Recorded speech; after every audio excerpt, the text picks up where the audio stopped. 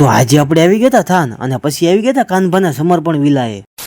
તો બધે મિત્રોને હારી હવાર. તો આપણે ચેતક લઈને ઉપડી ગયા હતા થાન જવા માટે. એકચ્યુઅલીમાં તમારા ભાઈને એક મેરેજ એટેન્ડ કરવાના હતા ને એટલે. અને ચેતકના કિલોમીટર તો જોવો, પૂરા 25,000 કિલોમીટર હાલી ગયા. પછી આપણે ચેતકને ચણા ખવડાવી દીધા અને પછી ઉપડી ગયા. તો ફાઇનલી આપણે પોગી ગયા હતા થાન અને આવી ગયા હતા વાડીએ. અંદર આવીને વરરાજાને મળી દીધું. આ બાજુ તો ધંભા ભેગા થઈ ગયા, બીજી બાજુ તો કાકા તો મોટા પાયે વહીવટ કરતા હતા. અહીંયા તો ધંભાએ એમનો અસલી રૂપ દેખાડી દીધો. મુકવાસના ફાકડા ફાકડા ભરે છે.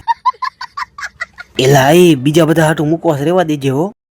હવે કરવાનું હતું મેન કામ ઉપર ફોકસ. આપણે તો પેટ પૂજા કરીને ઉભા થઈ ગયા, પણ આ બધાને તો હજી ચાલુ છે. તો ફાઇનલી આપણે ખરાબ બપોરે 4 વાગે ઉપડી ગયા હતા ઘરે જવા માટે. પછી આપણે ઉભા રહી ગયા હતા પાટાવાળા મેલીમાના મંદિરે. ઘરે જતા રસ્તામાં આ મંદિર આવતું હતું એટલે અહીંયા પણ દર્શન કરી લીધા. પછી અંદર આવીને માતાજીના કરી લીધા દર્શન. હવે આપણે જવાનું હતું ઘરે, પણ રેલગાડીના લીધા ફાટક બંધ થઈ ગઈ. ઘરે આવીને પછી આપણે મિત્રો હારે ઉપડી ગયા કાનભાના વિલાએ જવા માટે. તો ફાઇનલી આપણે આવી ગયા કાનભાના વિલાએ. પછી તો કાનભાઈ ગિમ્બલ કાઢી નાખ્યું અને આ ભાઈ તો શૂટ બૂટ પહેરીને રેડી થઈ ગયા. એમાં પાછી આજ તો રીલ શૂટ કરવાની હતી. કાનભાના શોર્ટ મૂવીની થોડી ક્લિપો લેવાની હતી. પછી બેનો વારા ફરતી વિડીયો ઉતારી લીધો. થોડીક વાર થી આ ભાઈ બાકડા ઉપર બેહી ગયા અને હાથમાં તો જો કયો ફોન છે, આઈફોન 17. પાછો ફ્લેક્સ મારી દીધો.